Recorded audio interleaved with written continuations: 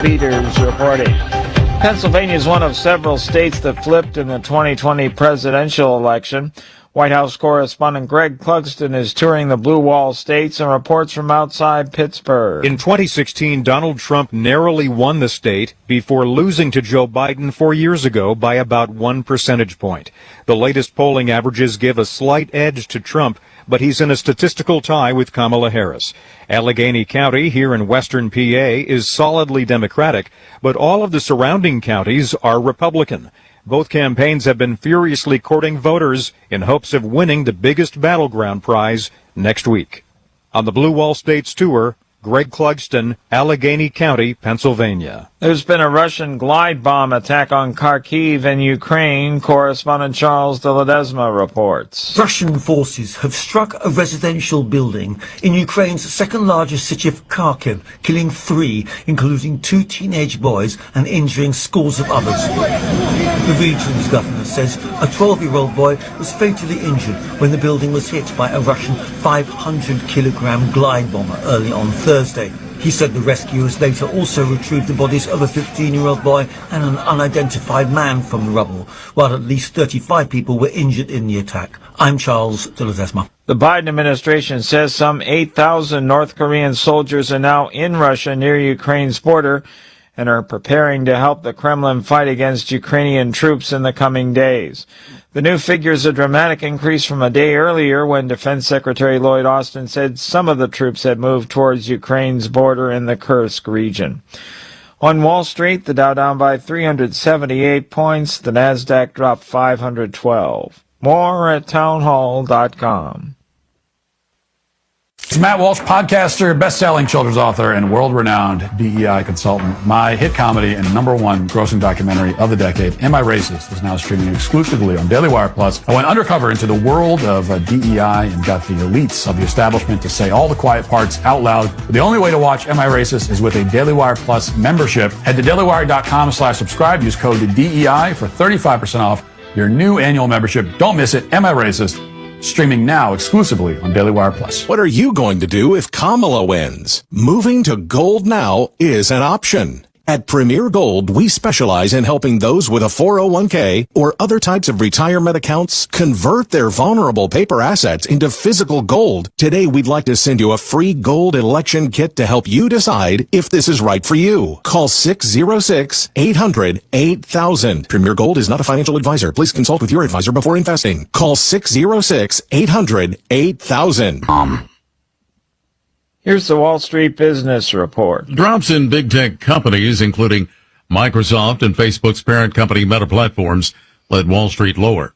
The S&P 500 fell 1.9%, its worst day in 8 weeks. The Dow Jones Industrial Average dropped 0.9%, and the Nasdaq Composite tumbled 2.8%. Both Microsoft and Meta delivered better profit than forecast for the latest quarter, but investors were expecting even more from them. Other influential big tech stocks also fell and were among the market's heaviest weights, including Nvidia, Amazon, and Apple. The Dow was down 378 points today to close at 41,763.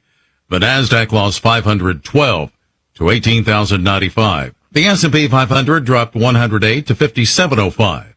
For the Wall Street Business Report, I'm John Scott. News and analysis at townhall.com. I'm Keith Peters. On Point Weather is made possible by our friends at Palmetto Citizens Federal Credit Union on 107 The Point.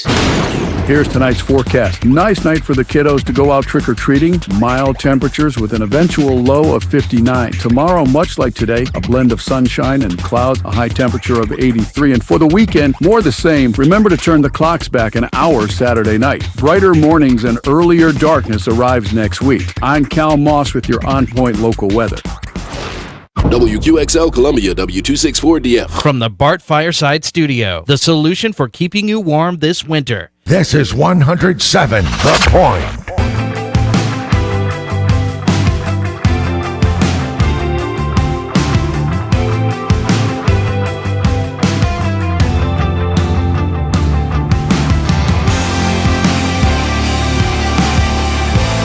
Great things don't happen all at once. Big dreams take time. And when it comes to saving for college, it's those small steps that make a difference. I'm State Treasurer Curtis Loftus. Future Scholar, South Carolina's 5-9 college savings plan, is designed to be taken step by step. You can start with any amount, contributions are tax deductible, and earnings grow tax-free. So why wait? Discover the smart, easy way to save for college at futurescholar.com.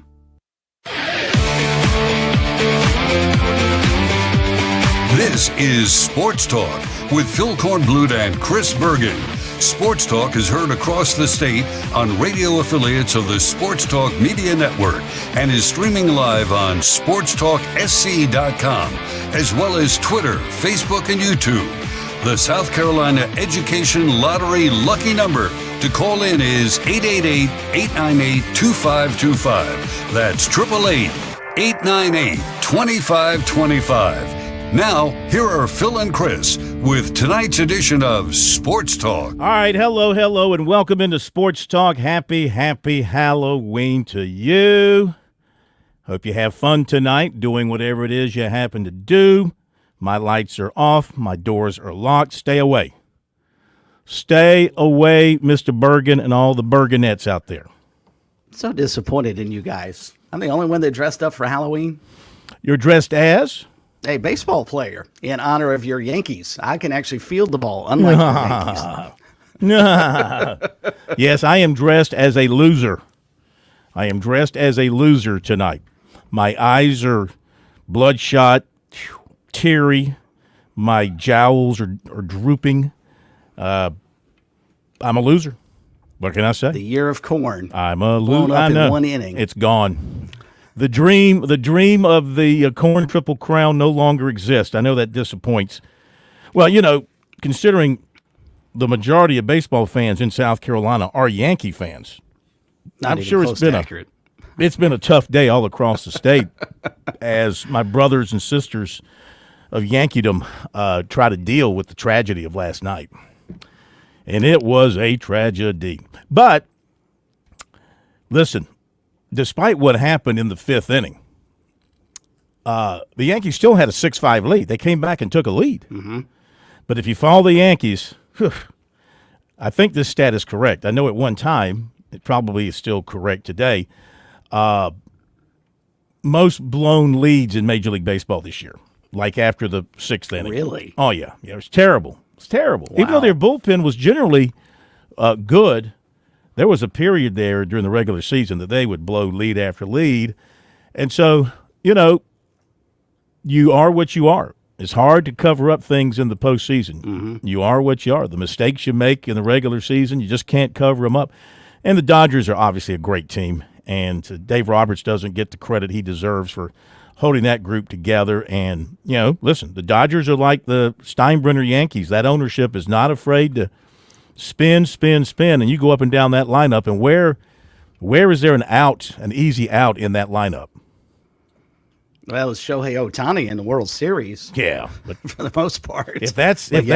Your point is well made. If that's what you're thinking. But I tell you what, World Series is great. And I know maybe it's because I was into it with the Yankees and it being the Dodgers, and it's nice to have, you know, traditional blue bloods playing every so often. I'd like it to be really very often, but it was just nice to follow the back and forth between the two cities, and I thought it was wonderful. TV ratings were off the chart, so that's good for baseball. Maybe brought a lot of people back to baseball. It's a lot of fun. The fans, even though they got a little bit crazy in New York that one time, for the most part, they behaved themselves and rooted for their teams and seemed to have a good time at the ballpark. So we put baseball, at least Major League Baseball, to bed for a few months. Turn our attention to the rest of college football, the NFL, now the NBA, now college basketball. So we got a lot to talk about here on the program tonight. We'll let you hear from a lot of people as well. Our phone number, 888-898-2525, South Carolina Education Lottery lucky number for you. Scheduled for Mike Morgan at 7:05, and, of course, the M&M Boys at 7:35, and many pieces in between. We've got basketball from last night, the two exhibition games, USC and Clemson. Hear a little bit from the head coaches there. Looking ahead to the football, hear from the opposing head coaches coming up, a little bit from Coastal Carolina coach Tim Beck, and more. So we got a lot to cover tonight here on the program, and also talk more about what we think about this Saturday. I said last night I was still thinking about South Carolina and A&M. I pretty much made up my mind that I really like Clemson to beat Louisville. I just don't think Louisville will have the defense to hold down Clemson's offense. Louisville might score some. I don't think they'll score enough. I think Clemson will cover. I think I said last night something along the lines of a 41-17 game. South Carolina A&M going to ride with the Aggies here. I think the Aggies are too tough. I think they're too good up front. Offensive line is really good, and I think that's going to negate South Carolina quite a bit. I think that depending on which quarterback they roll with the most, or they might split it up, who knows? We'll have to wait and see. They seem to have confidence in both their quarterbacks.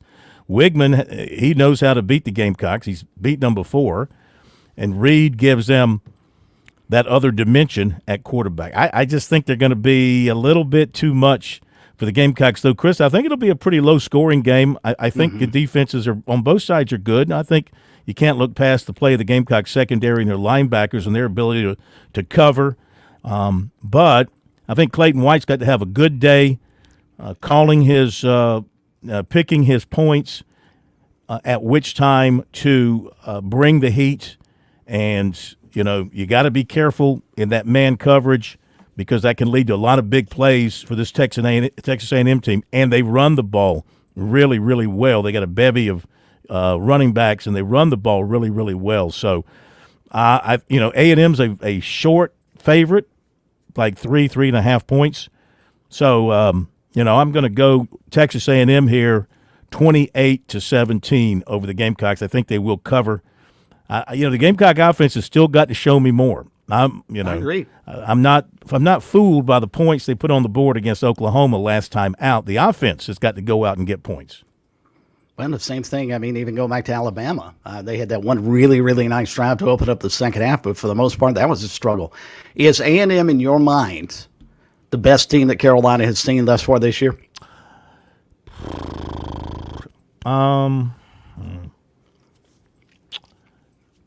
I mean, take out the fact they beat LSU, just, man per man. Do you think Texas A&M is the best team when they played LSU, LSU got the great play from their quarterback all day long. Of course, the Gamecocks had them beat and couldn't put them away, and they had, of course, the penalties that really hurt them. Hard not to say what Ole Miss did to them was really impressive, and to think about how Ole Miss just came in and dominated. Yeah. If A&M is better than Ole Miss inside Williams-Brice Stadium, then it could very well be a tough day for the Gamecocks, if that's the case. If this team is better than Ole Miss and plays to that level or better, then it could be a very tough day for the Gamecocks. Yeah, and I think I would go back to something we were talking about last week in terms of what the Gamecocks and the Tigers need to do during the open date. I think one thing Carolina's got to realize is their best option on offense, if they don't score, every drive has got to end in a kick. Beamer's got to control himself a little bit from those, I've got to fake a punt, fake a field goal. I've got to do something to get some momentum. Momentum can be created by your special teams because Kroger's outstanding as a punter. And secondly, your defense. Lean heavily on that defense. And you talked about Clayton White picking his spots. If Marcel Reed plays a good bit for Texas A&M at quarterback, I don't know how much you can rush him. You've got to be extremely disciplined to keep him in the pocket and make him try and beat you through the air. Now, when Connor Wegman's out there, that's when you've got to send the house. You've got to go get him, and that's going to be difficult because A&M does not give up sacks. Their offensive line is as good, if not better, than LSU's was. So the Gamecocks are, that may neutralize one of the key weapons I think USC has, and that's their defensive front. Yeah, bringing the heat and getting the sacks is going to be tough. So, who do you like? I've been waffling as you were. The more I think about it, and you laid out the perfect scenario, I think for Texas A&M, their ability to run the football, control the clock, and also just manhandle South Carolina. The Gamecocks are going to have to be tough up front, and I'm still waiting. I will say this, though, because of the Oklahoma game, it gives me sort of pause for concern not to pick USC because of what the players said. They had gotten to a point they were just fed up with losing games that they felt like they should have won, and they went out and proved it against Oklahoma. Now you've had 2 weeks off. Are you good enough to go in there and beat Texas A&M, a team you're not favored to beat at home, play your best game at home thus far this season? It's hard to pick against A&M. So I probably, when I send my picks in, will lean towards Texas A&M. But South Carolina really impressed me, especially defensively against Oklahoma. Now the question is, can they do it against a much better offense that they'll see on Saturday? What do you see for Clemson, Louisville? I don't think it's close. Okay. I really don't. I think you're the same. I think your score is probably right in the neighborhood. I just think Clemson's offense is cooking on all cylinders. And Louisville, all the decent teams that they have faced this year, beaten them. Not badly, but they have beaten them. Louisville doesn't have really a signature win on its docket, and I can't see them getting one on Saturday. And this is one of the rare night games that Clemson gets. That crowd's going to be energized and ready to go, especially with a week off for the Tigers. It's a bad scenario in my mind for Louisville. Tigers have won 22 in a row under the lights at Death Valley. So, yeah, the crowd will be ripe and ready to go. We got football tonight in state. You got North Carolina Central at South Carolina State. This might be the big game for the MEAC championship. Still some work to be done, but I think Central was considered to be one of the top teams going into the season, and State has proven to be a very, very good team to this point. Scored a lot of points last weekend. So that game is on tonight. Keep a watch on that moving forward. NFL game tonight as well, as you've got the Nets, the New York Nets, against the Houston Texans. So you got that now that you got to find something to do since the baseball season is over, unless you're getting into the NBA. And to add to my misery last night, of course, the Celtics lost their first game of the season to the Pacers in overtime. They weren't going to go 82-0. Couldn't make a three-pointer. Could not make a three-pointer last night. So, anyway, our phone number, 888-898-2525. Now, I have to announce that our Twitter is down. Oh, no. Our Twitter not only is down, right now, our Twitter has vanished. What did you do to Elon? What did you say to Musk? It's my fault. I opened up something that I shouldn't have opened up, that I thought was an important notification from so-called X. Turned out to be a hack job. And 23,000 followers, poof. So we're doing what we can. Anybody know how to deal with a hack job on X or Twitter, if you still call it Twitter? Let us know. 888-898-2525. Also, don't forget the Sports Talk text line, 900.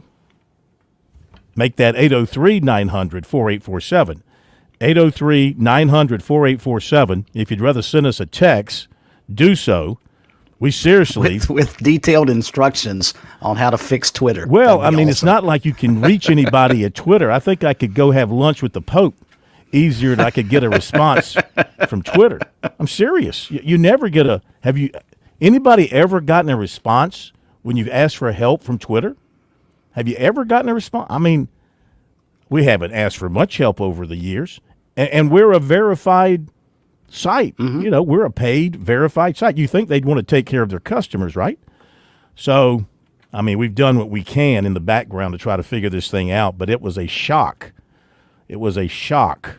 So you'll see something out there, perhaps, because our stories are still up on under another name, They changed our username, our password. They changed the SportsTalkSC and made it their own.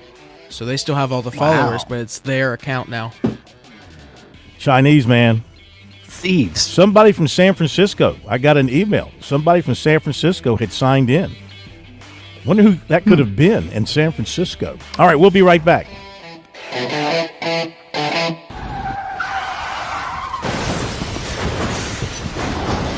All I'm attorney Jim Corbett. That's the sound of a big hit on you and your car or truck. I've been an attorney for more than 30 years, helping people who get injured in car wrecks and truck wrecks. If you have serious injuries, call Jim Corbett, 803-765-2968, or email me at jim@jimcorbettattorney.com. That's Corbett. I don't get paid unless I recover for you. Jim Corbett Attorney, for your best recovery from a big hit, 803-765-2968, or jim@jimcorbettattorney.com.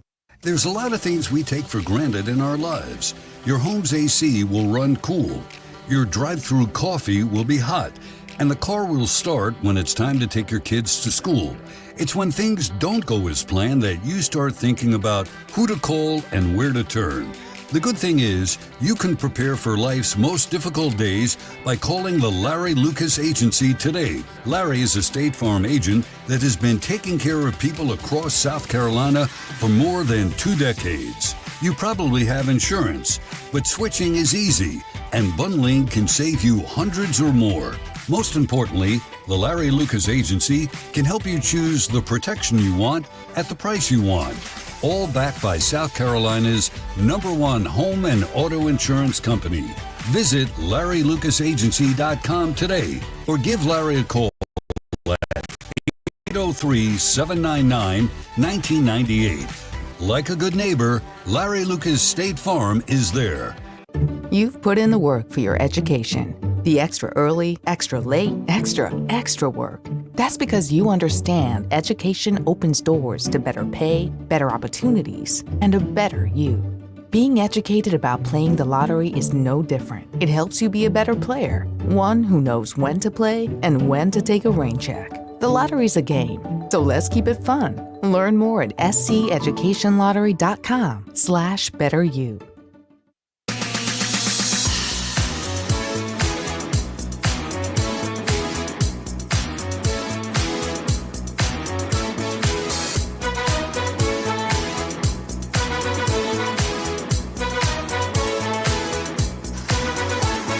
There's something strange in your neighborhood.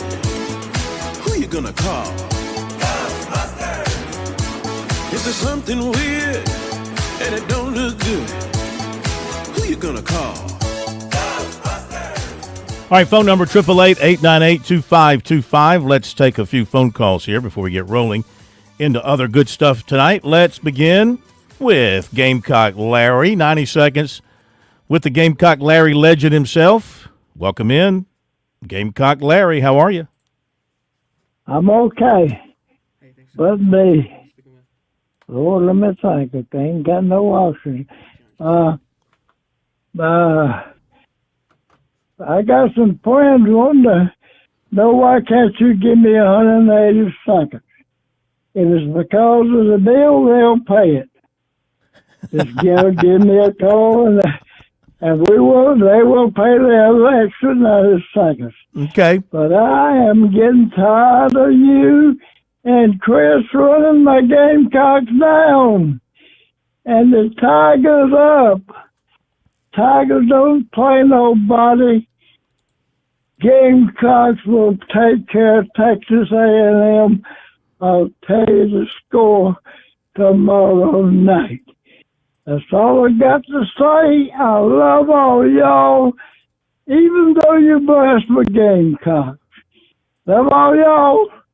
Go Gamecocks. Talk to you later, Mr. Field Chris.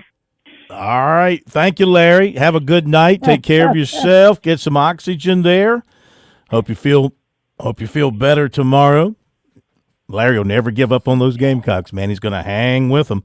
Go to Hank in Columbia. Next up. Oh, Hank is gone too. Okay. So what I want to do real quick is shift gears and talk a little basketball and listen to Lamont Paris, Gamecock head coach. Gamecocks beat his alma mater, Worcester, last night. And it was, they won comfortably. At one point there, Worcester put a little run on them and caught up with them. Then the Gamecocks pulled away.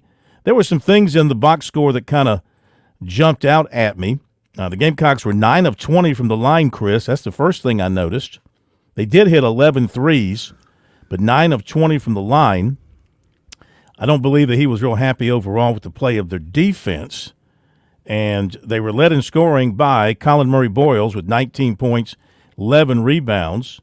With 16 points, Arden Conyers. They're expecting some nice things out of him. He was 6 of 7 from the floor. They did turn it over 18 times, so a little sloppy there. Yeah.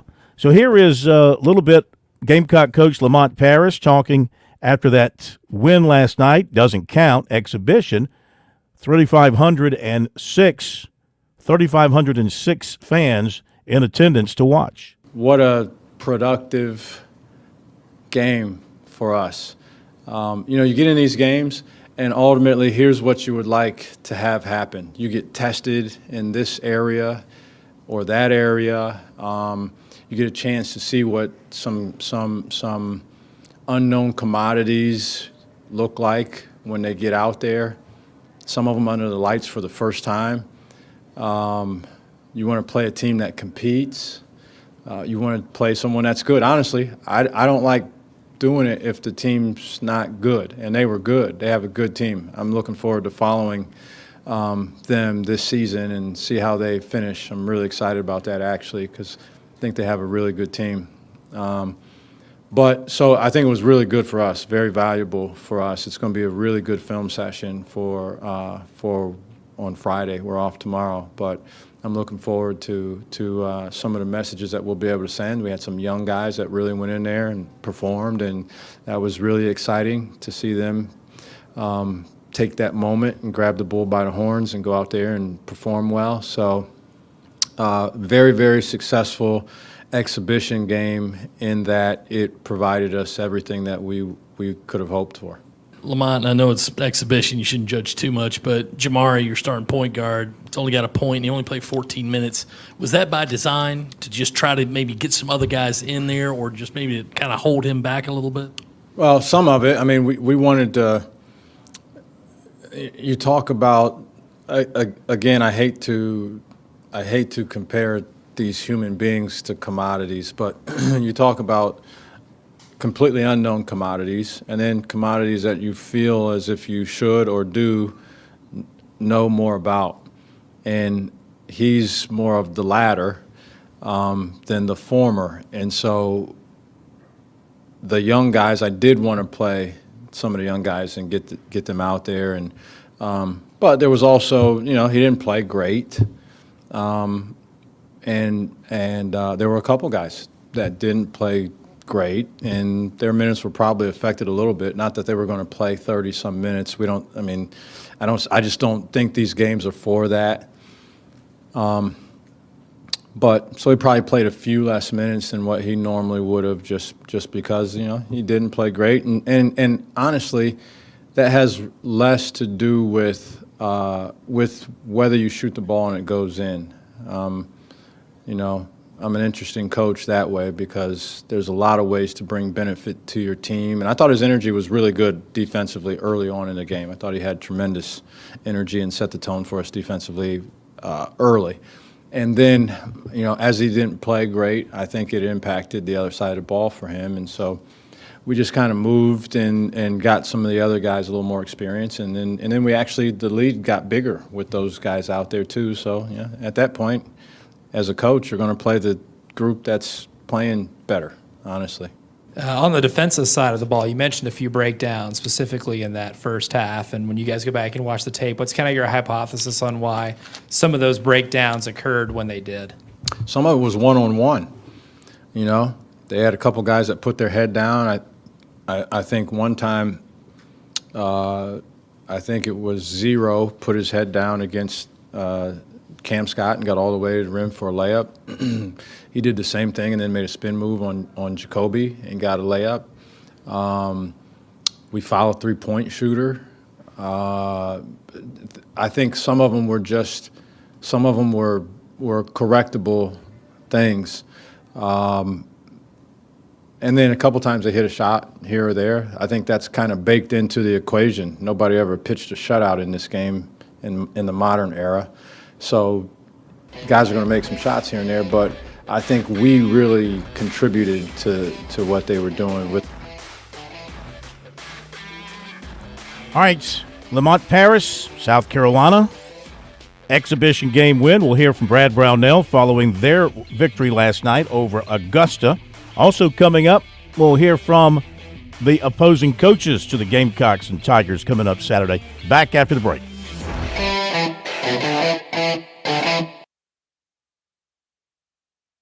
On Point Weather is made possible by our friends at Palmetto Citizens Federal Credit Union on 107 The Point. Here's tonight's forecast. Nice night for the kiddos to go out trick-or-treating. Mild temperatures with an eventual low of 59. Tomorrow, much like today, a blend of sunshine and clouds, a high temperature of 83. And for the weekend, more the same. Remember to turn the clocks back an hour Saturday night. Brighter mornings and earlier darkness arrives next week. I'm Cal Moss with your On Point local weather. I'm Russell Ott. If you're like most people I talk to, you're just tired of the nonsense in politics. It's getting harder and harder to really know where candidates stand on the issues. Politicians seem to pledge their allegiance to parties rather than people. All the silly games do nothing to help families and businesses that are struggling to pay the bills. It's time to push back on politics as usual and get back to common sense solutions that work. That's how we create a stronger South Carolina. I'm Russell Ott, and I'm asking for your vote for state senate so I can get to work for you. Paid for by Ott for Senate. With SRN News, I'm Keith Peters reporting the national and state Republican parties are appealing a Pennsylvania court order that would relax the rules for mail ballots.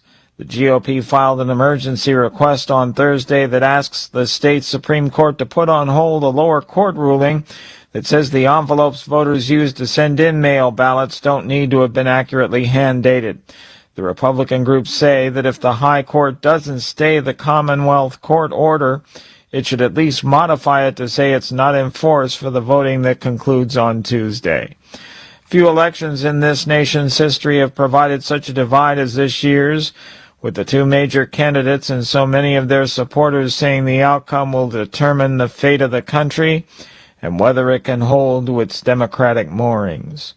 More details at srnnews.com. Customer service. We all talk about how it's gone down the tubes in recent years, but not everywhere. Not with the Hickory Hill Insurance Agency. These are the folks I want you to feel comfy reaching out to for your Medicare and health insurance needs. Tim Hanberry and Medicare Blueprint have joined Hickory Hill Insurance. The result? Even better customer service with a bigger team to help you by utilizing the very best technology in the industry. And you know what else? Just plain old caring about people and treating them like their family. When you call them, you'll get a call back fast. When you need a question answered, they'll take the time to help. This industry's so confusing and so ever-changing. They have a team that knows the best plans for you. They'll ask all the questions, they'll get all the answers, and as always, it won't cost you a penny to get their services. The best way to learn more? Visit their website, partdandme.com. That's partdandme.com, or call the team at Hickory Hill Insurance Agency. They're local, and they're willing to talk one-on-one. Remember, customer service still matters. 708-7398, 708-7398, or online, partdandme.com. Since 2012, Richland County added 20,000 new jobs and 4,000 new businesses, in part because of the Penny program. Our community leaders know keeping our penny is good for us all. Hello, I'm Columbia Mayor Daniel Rickman. The Richland County Transportation Penny has done a lot to improve our quality of life. The Penny has funded major road improvements, transportation-related projects, improved our public transit, provided bikeways, and green spaces. Keeping our penny will mean more roads get paved. It will also provide critical funding for the bus system that serves residents and supports our local businesses. It will help improve safety and enhance our city. None of this will be possible without this funding. So, on November 5th, vote yes and let's keep our buses rolling and our city growing.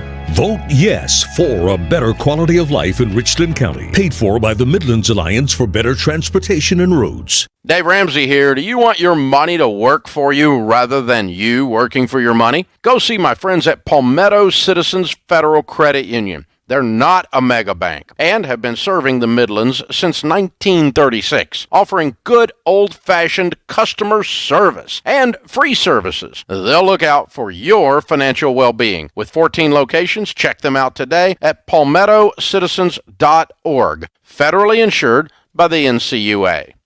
Hey y'all, my name's Ted from Flight Deck Restaurant. It is football at Flight Deck. We are thrilled about football season. Of course, when you're watching football, there's nothing better than wings and ice cold adult beverages. We here at Flight Deck are offering some of the most delicious meaty wings that you'll ever wrap your lips around. Flight Deck Restaurant's got hot flamethrower wings, barbecue wings, teriyaki wings, honey mustard wings. Flight Deck will be featuring Carolina and Clemson football on all the TVs all the time. So come see some great football, enjoy great wings, and sip some ice cold adult beverages. Flight Deck Restaurant in Lexington. Thanks y'all and God bless.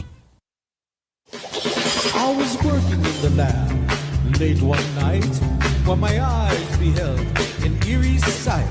For my monster from its slab began to rise, and suddenly, to my surprise, he did the mash. He did the monster mash. The monster mash.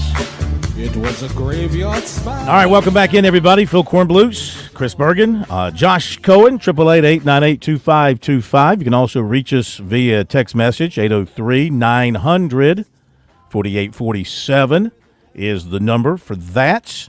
Remind you about your pending vacation at the beach, and you're looking for that special place to stay.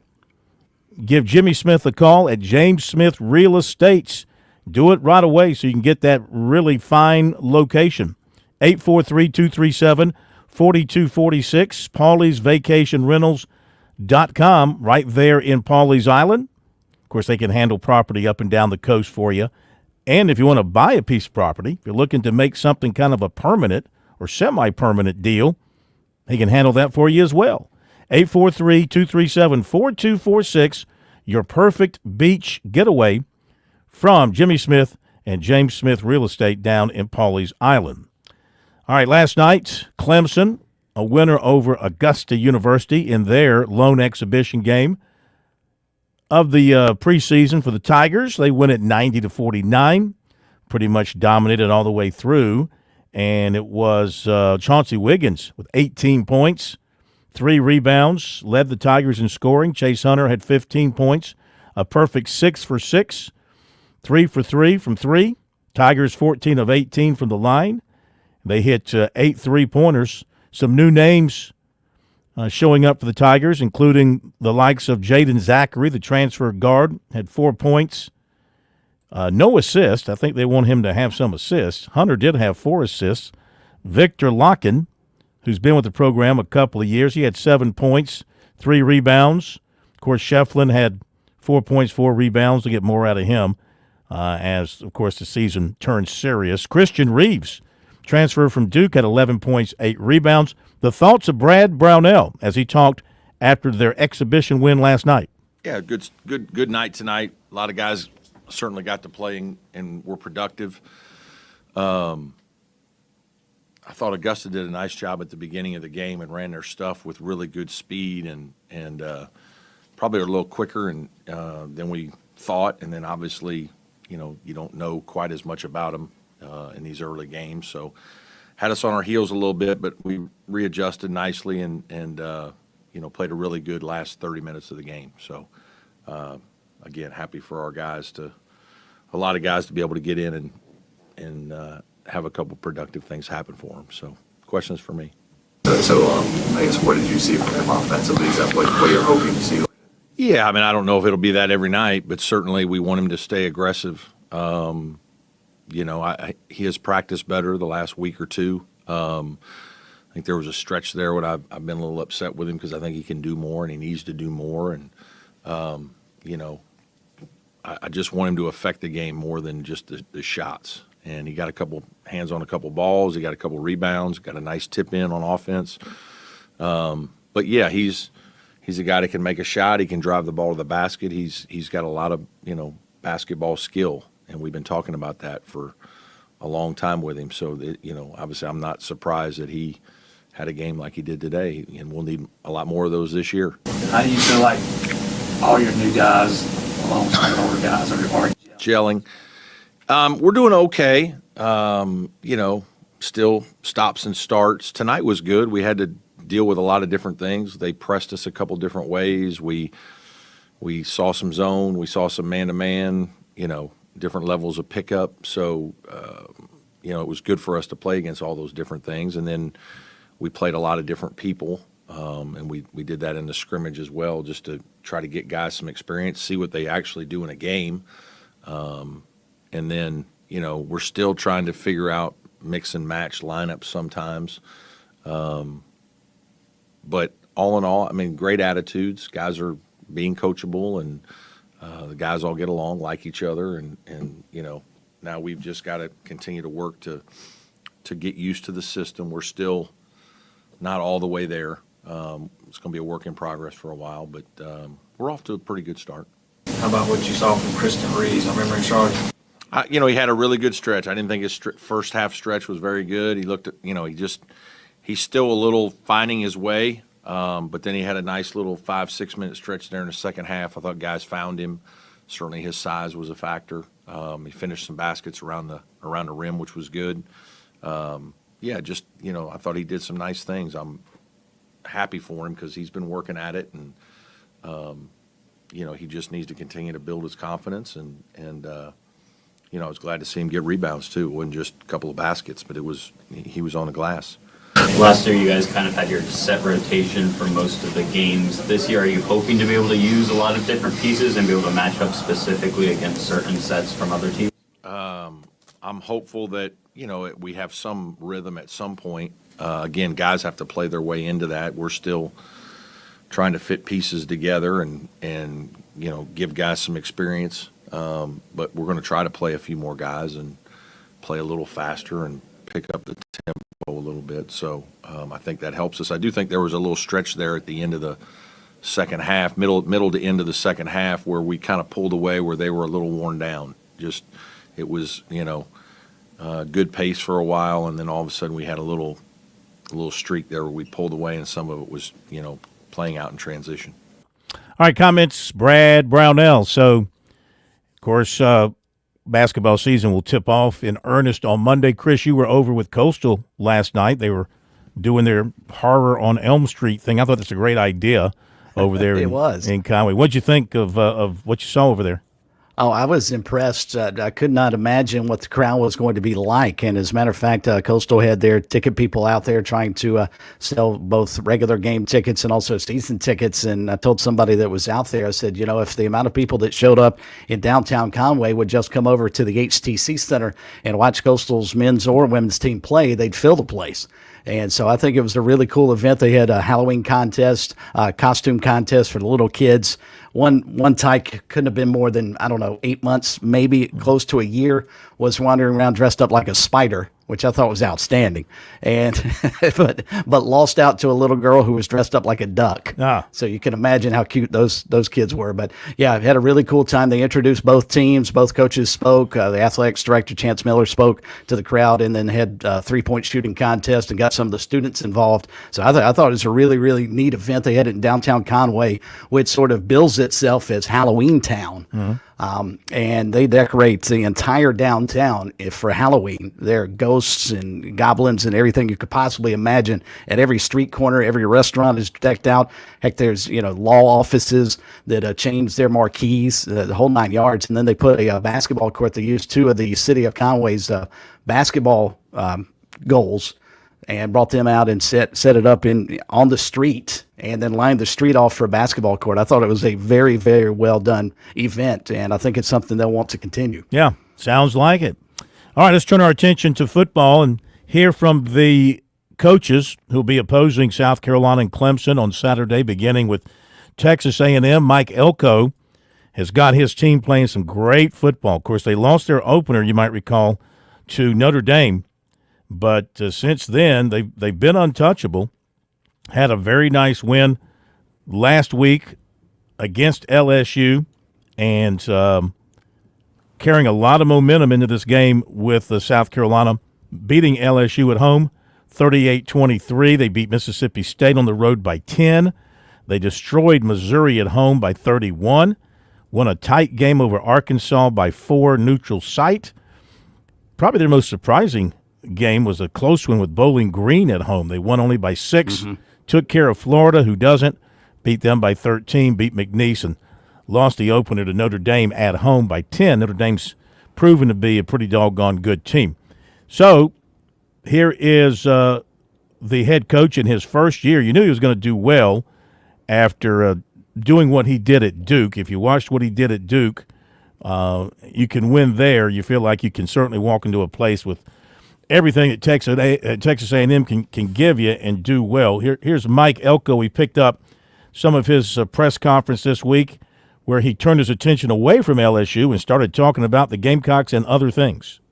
We're excited with where we're at, and now we kind of turn our attention ahead to an extremely big challenge. I think this will be the biggest challenge of the year to date.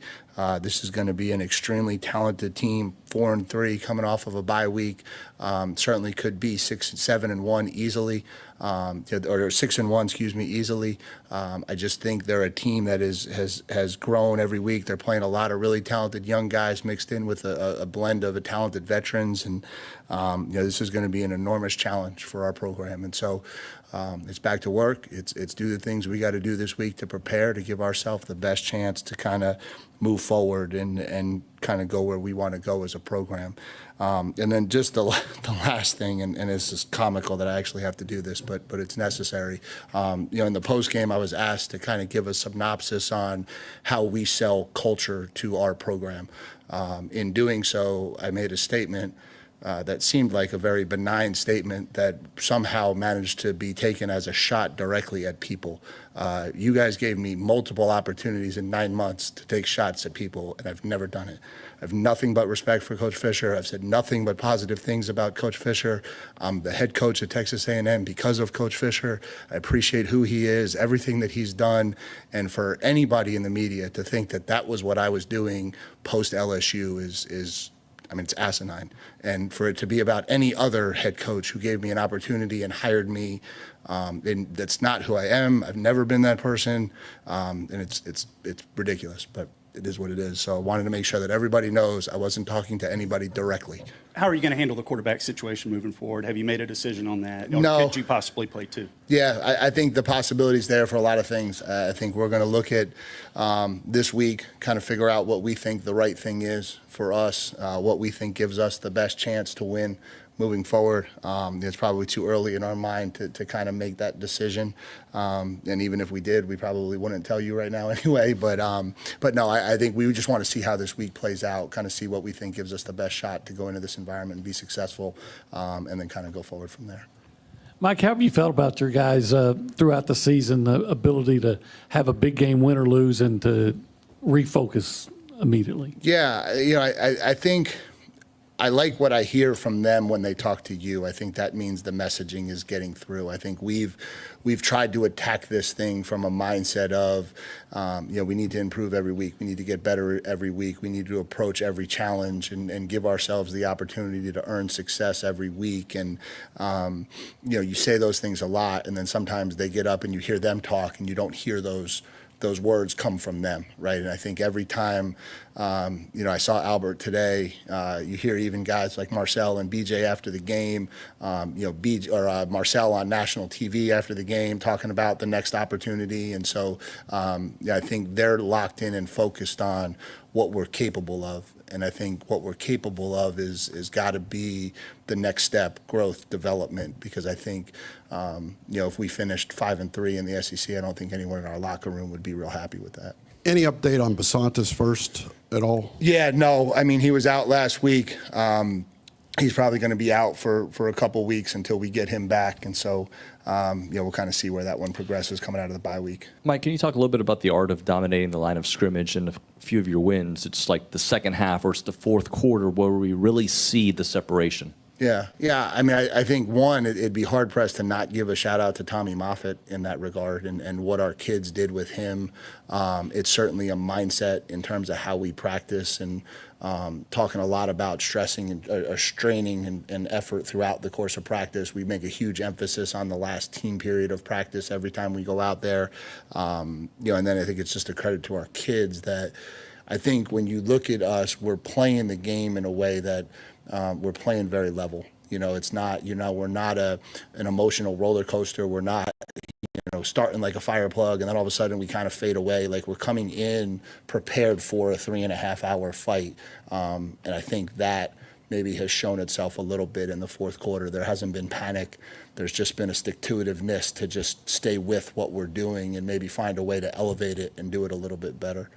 And a little bit more on the South Carolina team. Defensively, I look at all their stats. They're in the top 3 or 4 in everything defensively. Yeah, they're extremely talented. Their front is phenomenal. The 2 kids on the edge, they got the transfer from Georgia Tech and then the freshman playing for them on the edge. Both those kids are going to be first-round draft picks, if not top 10, 5 picks in the draft. They've got an interior kid who's extremely dominant, plays very physical. They're athletic at the second level.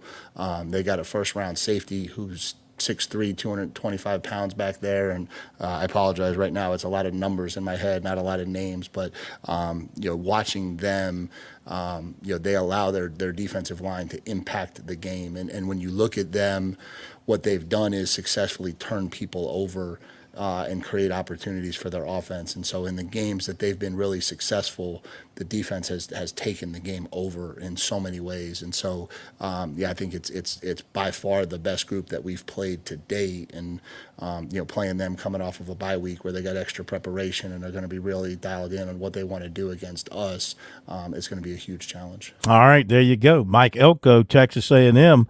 Yeah, he had to clean up that Jimbo Fisher, or that comment that many twisted towards Jimbo Fisher, or maybe correctly directed at Jimbo Fisher. I think it absolutely was, Phil. He said, this is a real program. It's not fake. It's not a politician running this program, talking fast and BSing everybody. This is a real program. Who else would he have been talking about? Don't clarify something and tell us, it's raining when it's not. I mean, you obviously were talking about Jimbo Fisher, and don't get upset when people look at your comments and say, hey, he's trying to bash the guy who has been in front of him. I mean, there's nobody else in college football that talked as fast as Jimbo Fisher. That's exactly who he was referencing. No doubt. Guy talked 100 miles an hour. I got to believe somebody's going to hire Jimbo Fisher. Of course, maybe he doesn't need to be hired. He got so much money from his buyout at Texas A&M. But good football coach. Yes, he was. And, when he's on his game and when he's focused and not caught up in a whole bunch of other stuff. Okay, we'll get the Louisville side of things as they prepare for Clemson. That's coming up after the break. We're with Major Billy Downer of the Department of Natural Resources. Major Downer, let's say I'm out in the woods or I'm on the water and I need to reach a DNR agent. How do I do that? Operation Game Thief, Phil. It's been around 30-plus years. You can call us at our 24-hour hotline any time of day, 1-800-922-5431. To report wildlife violations or to get help if you're in trouble in the woods or on the water, call us at Operation Game Thief, 1-800-922-5431. In Columbia, South Carolina, game days are our specialty. Whether you're watching the game from inside the stadium or from the big screen at your favorite local spot, the energy remains the same. Craft the perfect fall Saturday in a city where there is plenty of action on and off the field. From tubing and kayaking to Soda City to rooftop restaurants and plenty barbecue. We're ready when you are. Plan your weekend at ExperienceColumbiaSC.com. Some insurance carriers are based in another state or only have an online presence. Not at Farm Bureau Insurance. They're a local South Carolina company that believes commitment comes with a handshake. Become part of the Farm Bureau Insurance family today by calling Buddy Bridges at 864-984-0413 or stop by the Upstate office at 726 East Main Street in Lawrence. Touchstone Energy cooperative members save more on electricity, and members save more on insurance, groceries, healthcare, restaurants, travel, concerts, and sporting events through Co-op Connections. Touchstone Energy is an alliance of the member-owned electric cooperatives, and as a member, the power is yours. Experience the power of co-op membership with Touchstone Energy and find out how much you can save on electricity and a whole lot more at touchstoneenergy.com. Meet me at the London. If you find time, we can run one. Talk about some things we can undo. You just in the pen, I can find you. 6'1" on the money, 9'2". You just say the word and I run through. 2 texts, no reply, that's when I knew. All right, Clemson at home, same time as the Gamecocks on Saturday night, 7:30 kickoff. Tigers facing a very potent offensive team in Louisville, but can Louisville muster enough defense to be able to slow down Clemson. You know Clemson will have a good defense that can maybe do some things to slow down Louisville. Jeff Brom, excellent coach at Louisville, some of his thoughts preparing his team after that 20-point rally they had to win at Boston College a week ago Friday night, carrying that positive mojo to Death Valley. Well, we got a big week ahead of us, and I know our players are excited to go on the road and play a really good opponent. It's playing really good right now, and we'll have our hands full. So I think it's just a matter of getting back to work, trying to find ways to improve, continuing to, tweak some things to get better and push them forward. And this is a great opportunity to see how far we can come, but it'll be a great test for us, and but we're looking forward to playing in this atmosphere.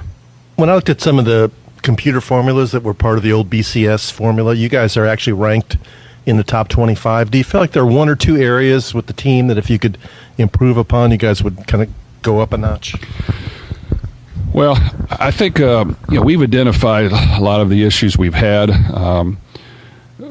We've tried to work on them. I'm not saying we've made a ton of progress, but we've made some, and we've got to continue to get better at it. So, summing it up quickly, once again, on defense, it's about, getting calls in efficiently and quickly and making them as simple as we can, because we've seemed like we've busted more things this year than we've ever had when a lot of it's the same calls. So tweaking that to make it simpler, to make it more efficient, adjusting some of the calls to fit our personnel so that we can be aggressive and create some stops. Once again, we had a couple bust that created big plays in the last game that, oh man, you just can't do that. You rarely are you going to overcome the bust we had and the people that were that wide open.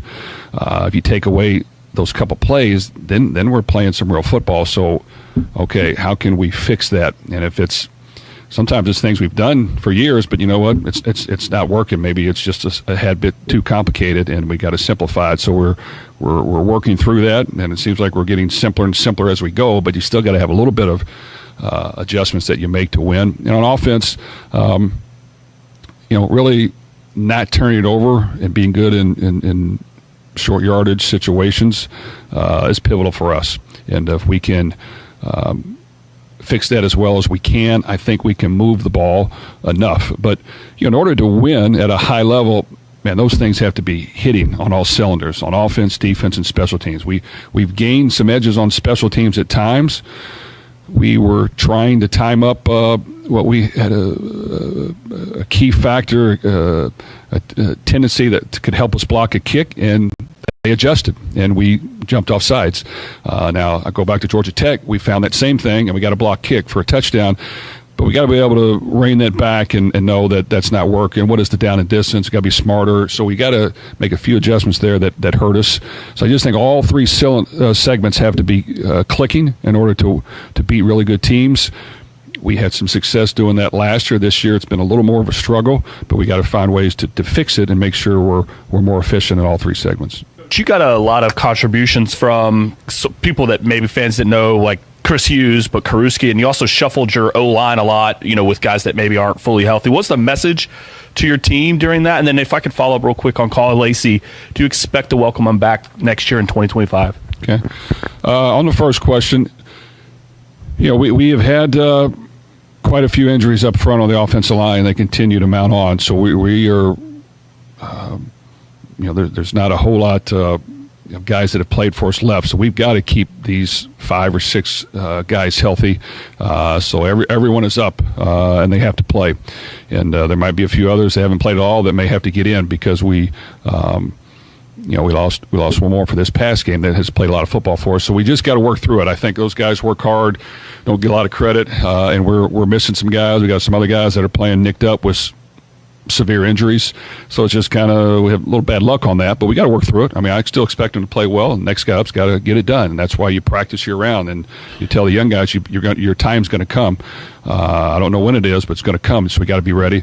At the receiver position, we've had some injuries there that have knocked us out between receivers and tight ends. And Chris Hughes has worked hard. We've got some capable guys, just haven't played a whole lot and don't have a ton of experience. But their time is going to be called, and we've just got to work through it and continue to get our best players the ball as much as we can, but others have to feed off of that, and everyone has to contribute. And Isaac Brown's been getting worn down in these games. We got to get all the running backs to contribute. We want to use Ja'Cory and Chris and that, but all the receivers got to contribute. You can't just go to them all the time. So I just think we got to become a little better overall. When it comes to Colin Lacey, we'd love to have him back. All right, Jeff Brom. Cardinals going for their 4th straight ACC road win, but they've never beaten Clemson. And we'll be back.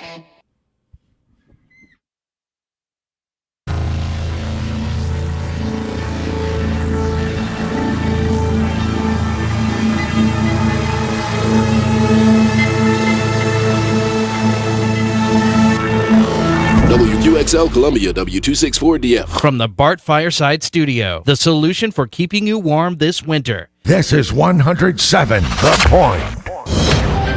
News this hour from townhall.com. I'm Keith Peters reporting. The Trump and Harris presidential campaigns have spent hundreds of millions of dollars on political ads in Pennsylvania. White House correspondent Greg Clugston reports from his tour of the all-important Blue Wall states. For many Pennsylvania residents, Election Day can't come soon enough because they've been inundated with political ads. Given the state's importance in the Electoral College vote count, Trump and Harris have poured in more than $500 million advertising dollars on TV, radio, and social media. The state has also seen the candidates visit frequently. Trump has focused on Rust Belt towns and rural areas, while Harris's priority has been on Philadelphia and here in Allegheny County, which includes Pittsburgh. On the Blue Wall States tour, Greg Clugston, Gibsonia, Pennsylvania. North Korean troops are on the move in Russia. The U.S. expects some 8,000 North Korean troops that are now on Ukraine's border to be sent into combat. The announcement was made by Deputy United States Ambassador at the UN, Robert Wood. Should DPRK soldiers be used in the battlefield, this would mark a further and serious escalation. Secretary of State Antony Blinken says Russians have been training North Korean troops with the intention of fully using them in frontline operations. Blinken also said Vladimir Putin's troops are suffering. It's desperate. Putin has been throwing more and more Russians into a meat grinder of his own making in Ukraine. Kremlin forces have struggled to push back a Ukrainian incursion into Kursk. I'm Ed Donahue. The president of the Chicago School Board, Mitchell Johnson, resigned Thursday, just a week after he was appointed, because of social media posts deemed anti-Semitic, anti-women, and lending credence to a conspiracy theory about the 9/11 terrorist attacks. On Wall Street, the Dow down by 378 points. More on these stories at townhall.com. Anyone with everyday aches and pains, I've got a question. What are you missing out on? Probably a lot. So let me tell you about Relief Factor. Relief Factor is a drug-free daily supplement that helps your body fight pain naturally. It doesn't just mask pain, it helps reduce or even eliminate it. In about 3 weeks, you'll discover what it's like to feel better. Go to relieffactor.com or call 1-800-4RELIEF and save on your first order. That's 1-800-4RELIEF. Hey, it's Matt Walsh, podcaster, best-selling children's author, and world-renowned DEI consultant. My hit comedy and #1 grossing documentary of the decade, Am I Racist?, is now streaming exclusively on Daily Wire Plus. I went undercover into the world of DEI and got the elites of the establishment to say all the quiet parts out loud. But the only way to watch Am I Racist is with a Daily Wire Plus membership. Head to dailywire.com/subscribe. Use code DEI for 35% off your new annual membership. Don't miss it. Am I Racist? Streaming now exclusively on Daily Wire Plus. Yet more problems for America's largest aircraft provider, Boeing. A Pentagon audit says Boeing has been overcharging on Air Force parts for cargo planes. According to the Pentagon's Inspector General, Boeing overcharged the Air Force nearly $1 million for spare parts on C-17 cargo planes, including an 8,000% markup for simple lavatory soap dispensers. The Defense Department's auditor reviewed prices paid for 46 spare parts for the C-17 from 2018 to 2022 and found that at least 12 were overpriced. The soap dispenser prices were reviewed after a hotline tip. Since 2011, the government has awarded Boeing more than $30 billion in contracts to purchase needed spare parts for the C-17, one of the military's largest cargo aircraft. I'm Norman Hall. News and analysis at townhall.com. I'm Keith Peters. On Point Weather is made possible by our friends at Palmetto Citizens Federal Credit Union on 107 The Point. Here's tonight's forecast. Nice night for the kiddos to go out trick-or-treating. Mild temperatures with an eventual low of 59. Tomorrow, much like today, a blend of sunshine and clouds, a high temperature of 83. And for the weekend, more the same. Remember to turn the clocks back an hour Saturday night. Brighter mornings and earlier darkness arrives next week. I'm Cal Moss with your On Point local weather. WQXL Columbia, W264DF. From the Bart Fireside Studio, the solution for keeping you warm this winter. This is 107 The Point.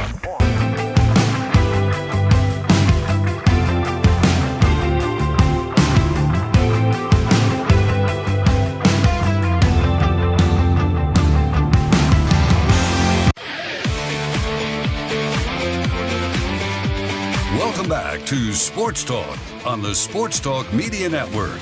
You can reach the guys with the South Carolina Education Lottery lucky number, 888-898-2525. That's 888-898-2525. Now back to Phil and Chris with the second hour of Sports Talk on the Sports Talk Media Network. Welcome back, everybody. Sports Talk Media Network. Great to have you with us. If you're just jumping on board, welcome in. Been a busy Halloween night here on Sports Talk. Did a little basketball post-game from last night. Heard from the opposing football coaches for USC and Clemson on Saturday as well, getting an idea of what they'll bring to the table against those respective teams. Now let's dive deeper into topics as we welcome in once again Mike Morgan on the Move. Sponsored by Love Chevrolet, with a lot chock full of brand new award-winning Chevys. And just in time for the season. I-26 at Harbison and online at lovechevy.com. Together, let's drive.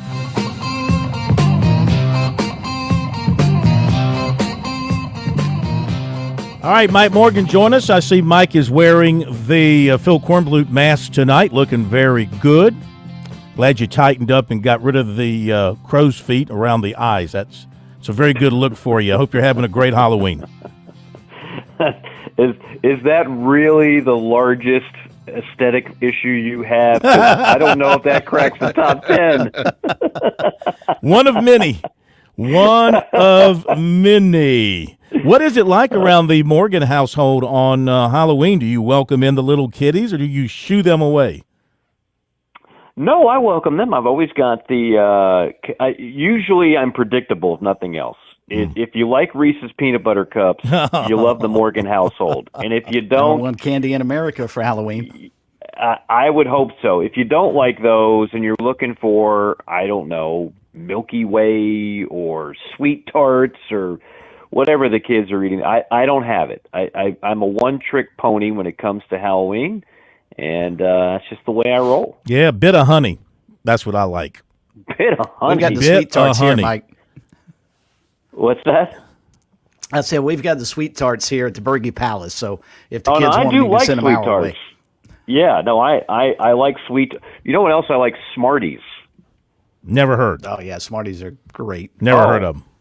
Oh, they're fantastic. Never heard of them. Fantastic. All right, just before pure sugar. I mean, there's nothing. It's you might as well just put a sugar cube in your mouth. I mean, this is the dentist dream night. They want all the kids to go out there and pile up those cavities, and so mom and dad have to take them to the dentist to get fillings, and they can, of course, get their new boat. This is where they bank on getting their new boat for the summer. New boat. That's right. Or getting their wives fixed up a little bit with some new body parts. You know how that goes. I've heard stories. Last night, end of the baseball series, just your quick thoughts, because that's what we originally hired you for years ago, to talk baseball. Even though this did not involve the Braves, a former Bravo was a pain in the Yankees' backside. Boy, what about Freddie Krueger Freeman? Yeah, you know, I had no rooting interest in the series. I just wanted it to go 7 games from a selfish entertainment standpoint. Yeah. But if there's one player on the field I was rooting for, it's Freddie Freeman. I covered Freddie both his last year in AAA, because we did a TV package for AAA, And then my first year with the Braves, I think I called his second ever major league home run when he got called up. And then I called several of his games, his first 3-4 years in the league. I got to know Freddie. He couldn't have been nicer to people like myself when he didn't really have an obligation to do so. He's just naturally a tremendous person. By now, a lot of people know his story. Losing his mother to cancer early on, almost losing his dad. They've had, I believe it's one of their children has had some health issues as well, and he's just salt of the earth guy. But the thing I remember too, if you go back to 2010, and I'll never forget my first Braves spring training. Frank Wren, who was a GM at the time, he pointed out Freeman and Hayward. Those were the top 2 picks the Braves had. He said, yeah, that's salt and pepper. That's going to be the future of our organization right there, those 2 guys. But the hype was on Hayward. People were infatuated with Jason Hayward. And Freddie Freeman was like, oh, yeah, he's pretty good too. But that Hayward guy, I mean, the sky's the limit. And in my limited baseball swing knowledge, okay, no one's ever going to hire me as a hitting coach. I would watch Hayward, who had a real hole in his swing. Remember, he was 6'5", had these extremely long arms, built like a 2-guard in the NBA. And it was never a graceful swing. Now, it worked for him the first couple of years. Eventually, he became what he's been now for a while, which is like a 230 hitter, not a very good hitter. And I'd watch this Freddie Freeman guy, and I'd be like, my goodness, that is a pretty stroke. So I would tell my friends at the time, I said, my money's on Freeman in terms of who's going to be the long-range better hitter. You watch him in BP, unlike these other guys that are just trying to hit, pull-side home runs, boom, boom, boom, boom, how far can I hit it? Freddie, every BP session goes out of his way to go the opposite way because he knows to be a complete hitter, which is what he's always been, a 300 hitter with power. You have to hit to all fields. So he would always do that. And I was always just fascinated by his makeup, his work ethic, who he was. So if nothing else, I was the biggest Freddie Freeman fan, and next to Steve Pierce winning an MVP, a guy that I got to know calling all his games at Carolina, seeing Freddie Freeman get the MVP gave me much joy, more so than who won or lost the World Series. Yeah. Any other close friends of yours win a World Series MVP over the last 30 years? I think that's the only 2. Let's see. Let me think back. Me and Mickey Mantle were kind of tight back in the day, but he was a little bit older than me. But no, I think that covers it. That pretty much covers it. Okay, very Mike, good. By the Mike, way, if I may, Phil, real quick, Mike, the Dodgers in particular, moving forward, this is a team that won a World Series in spite of the injuries that besiege their pitching staff when they're healthy. I mean, are we looking at a run of a dynasty here for the Dodgers? I mean, I can't see anybody in baseball that's going to have a better lineup health-wise than what they're going to be able to run out next year. Yeah, I mean, well, the thing is, this is Phil can appreciate this. For many, many years, the Yankees were the best team money could buy, and now the Dodgers are. Nobody can outspend the Dodgers since they got the cable company ownership. I forget exactly who the CEO of that is, but they have more money than God, and they spend more money than anybody in baseball, and it's not even close. To have Ohtani and Freeman and I know all the pitchers got hurt, or many of them did, but they spent a ton of money on their pitching staff and their bullpen, and there's no reason why they can't go on a run. Because the way baseball is set up. Because while everybody else loses players to free agency, even the Atlanta Braves, who desperately wanted to keep Freddie Freeman, and Freddie Freeman will tell you Atlanta is his favorite city and place to play, not Los Angeles. I mean, he cried when he had to come back to Atlanta and play against the Braves because he truly, his heart is always going to be a Brave. But it was a business decision, and the Braves couldn't match it, just like the Braves probably won't be able to match the highest dollar figure on Max Fried, just like they weren't able to match the highest dollar figure on Dansby Swanson, which turned out to be a blessing. That's the reality, the economic reality of most teams, but it's not the Dodgers' reality. They just go out there and, I mean, Mookie Betts.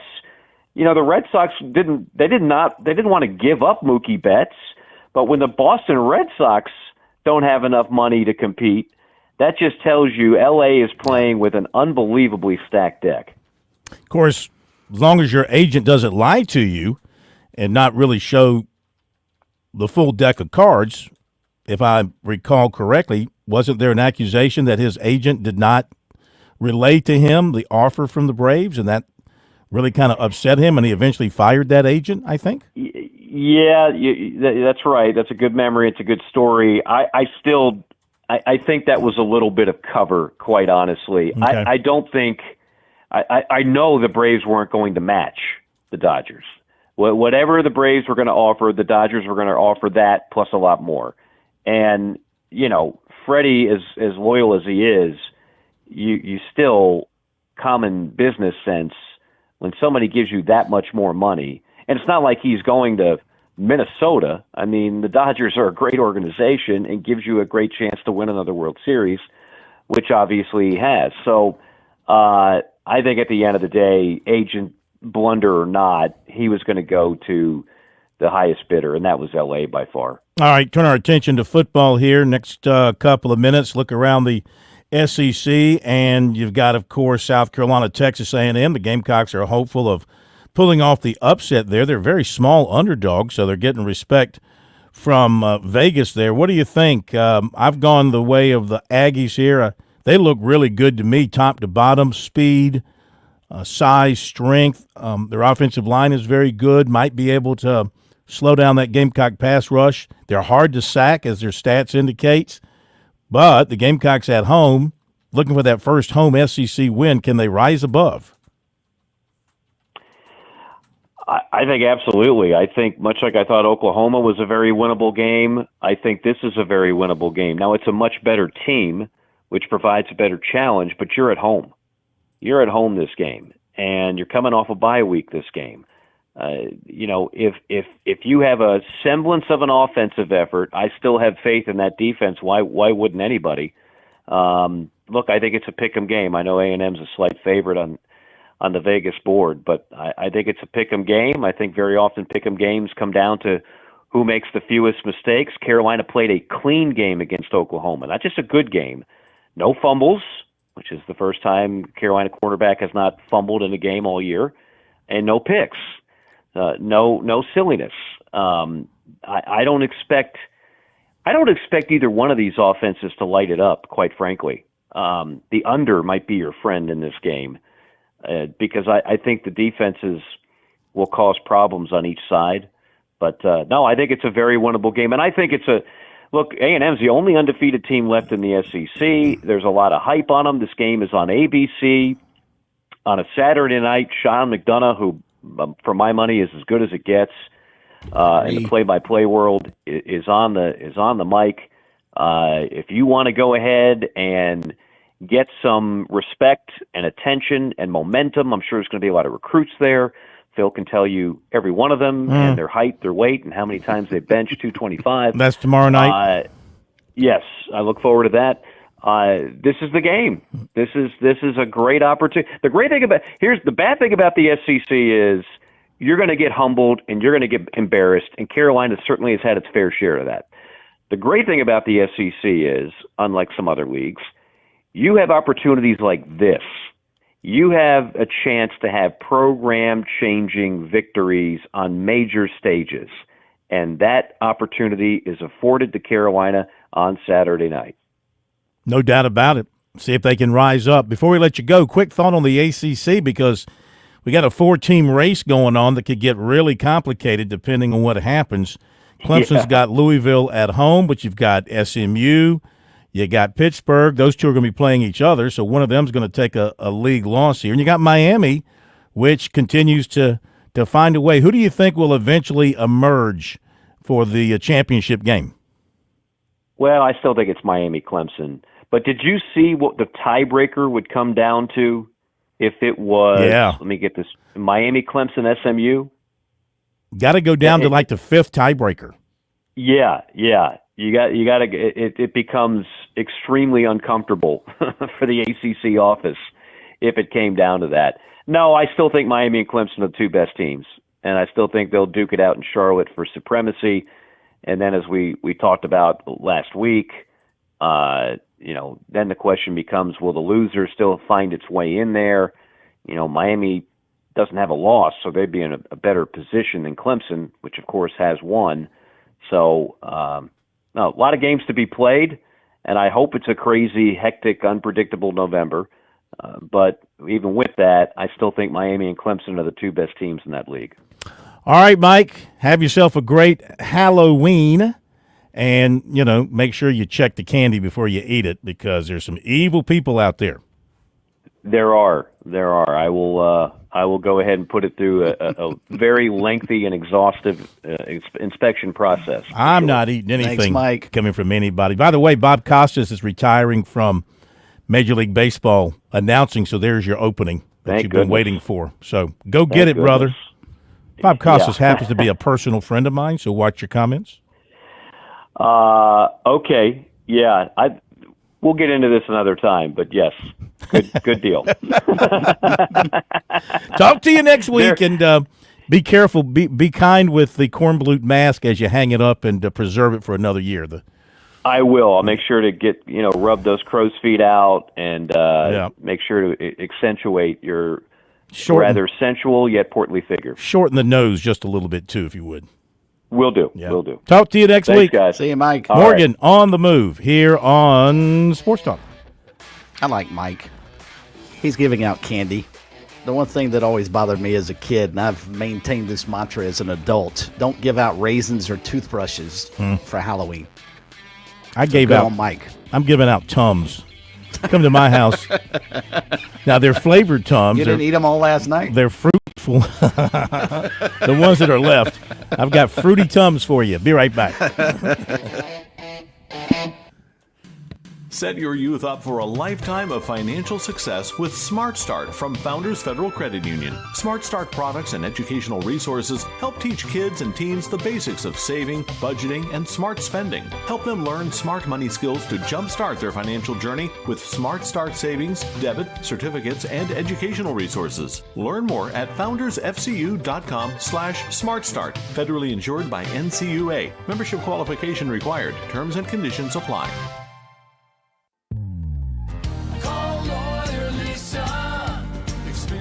The difference with Lawyer Lisa. Hi, I'm Lisa Hosteller Brown. Did you know it's possible to avoid probate court after you die, regardless of what you own? Why put your loved ones through a long, stressful public process when there are better options for your family? Visit lawyerlisa.com to see how we can help. Call Lawyer Lisa. Experience the difference with Lawyer Lisa. 7511 St. Andrews Road, Irmo, South Carolina. George Bryant for Tsunami Bar Sports, our inventor, David Abernathy, has always said Tsunami Bar technology allows us to take the training to the grass. Now I know through my sport of golf that natural agility can be converted to athletic ability. And why is this, Tsunami Robbie? Transferring the training to the grass. This may be the most undervalued characteristic of the Tsunami flexible bar technology. The Tsunami bar action loads and unloads at the concentric and eccentric transition points. This is what we call reversal forces, and the Tsunami bar is the only bar and training device that I know of that can train these reversal forces adequately at speed. Hey, this is Phil Kornblut. The Tsunami Bar is a terrific training device, whether you're working on your fitness or your golf game. It's convenient, it's easy to use, and you won't feel beat up afterwards. Be sure to click on the digital ad on SportsTalkSC.com and get 5% off any order using promo code BBB5. Don't wait, order today. South Carolina's taste buds have spoken, and they're asking for beef. There are more than 7,800 farms raising cattle from pasture to plate in the Palmetto State. So whether it's steaks on the grill before the big game, sirloin medallions plated for date night, or burgers with a family, make sure beef is a part of your playbook this football season. Smoked, grilled, and slow roasted. Find the best way to enjoy your beef at sccattle.org. Beef. It's what's for dinner in South Carolina. funded by the South Carolina Beef Council, part of the Beef Checkoff program. The Sports Talk Recruiting Report is sponsored by Seawell's Catering.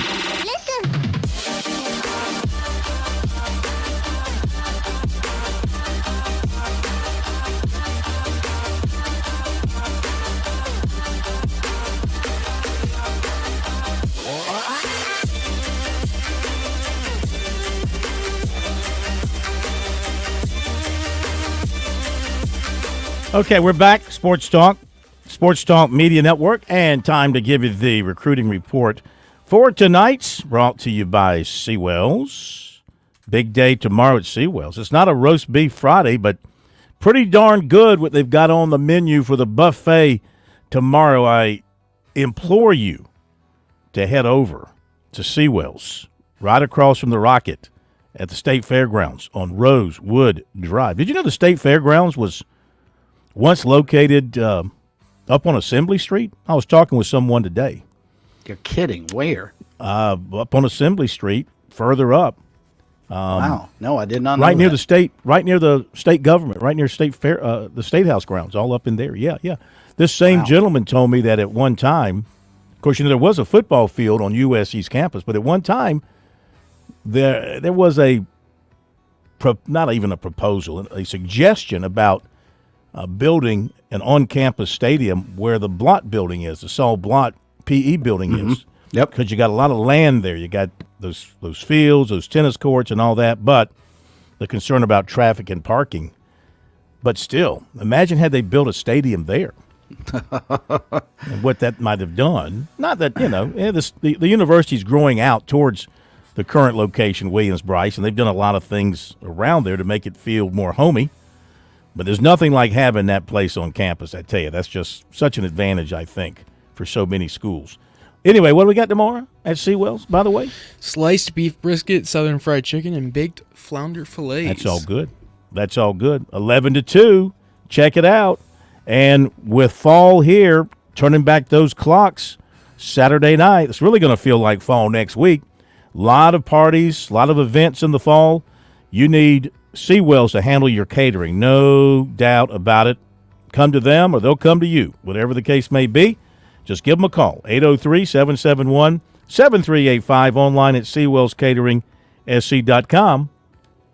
Well, interesting development here for South Carolina as a tight end, Preston Douglas, 6'4", 220 out of North Palm Beach, Florida.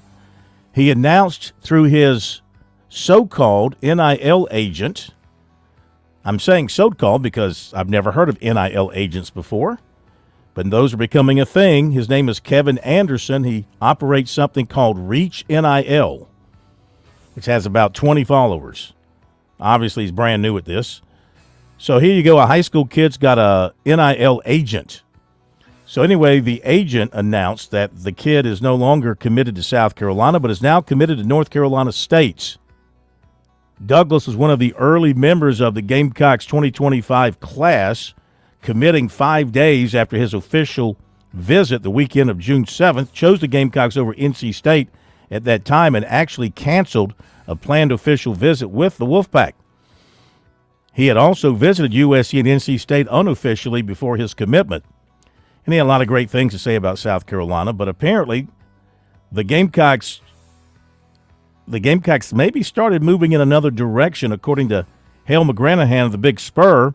He reported that the separation had been in the works for a couple of weeks.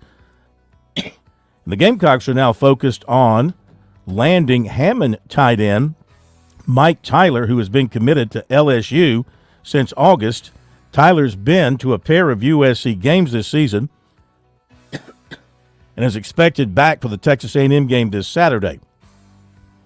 Douglas is the third decommitment USC has suffered in the 2025 class.